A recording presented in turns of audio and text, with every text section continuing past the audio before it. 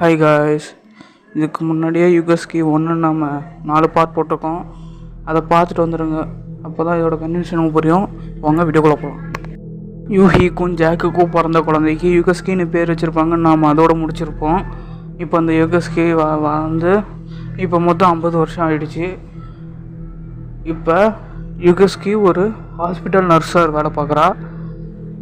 அவளுக்கு ப்ரொமோஷன் கொடுக்குற வகையில் ட்ரான்ஸ்ஃபர் கொடுக்குறாங்க. எந்த இடம்னா சைத்தாமா கிட்ட பக்கத்தில் இருக்கிற ஒரு சின்ன கிராமத்தில் அவளுக்கு ட்ரான்ஸ்ஃபர் கொடுக்குறாங்க. அவளும் சரின்னு எல்லாருக்குமே குட் பை சொல்லிவிட்டு அவள் கிளம்புறா.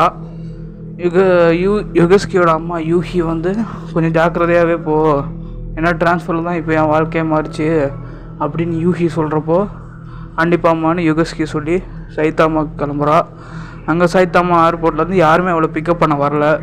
சரி, நாங்கள் ஒரு ரெண்டல் காரை புக் பண்ணி அங்கேருந்து அந்த ஜிபிஎஸ் லொக்கேஷன் ஆன் பண்ணி விட்டுட்டு கார்லேருந்து அந்த சைத்தாமா ஏர்போர்ட்லேருந்து அவள் கிளம்பி அந்த டவுனுக்கு வரப்போ அவளுக்கு அங்கே ஒரு அதிர்ச்சி காத்துட்ருக்கிறது.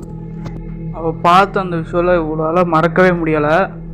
என்னமோ அங்கே வேர்ல்டு வார் 1, 2 நடந்த மாதிரி கைவிடப்பட்ட இடம் மாதிரி அந்த டவுனே இருக்குது. ஜனகணனை மட்டுமே அங்கே சுத்தமாக இல்லை. இங்கே எப்படி ஹாஸ்பிட்டல் இருக்கோ அங்கே எப்படி நம்ம வேலை பார்க்க முடியும் அப்படிங்கிறது டவுட் இவளுக்கு இருக்குது. அதனால் ஹாஸ்பிட்டலுக்கு ஃபோன் பண்ணி கேட்கலான்னு பார்த்தா டவர் இல்லை.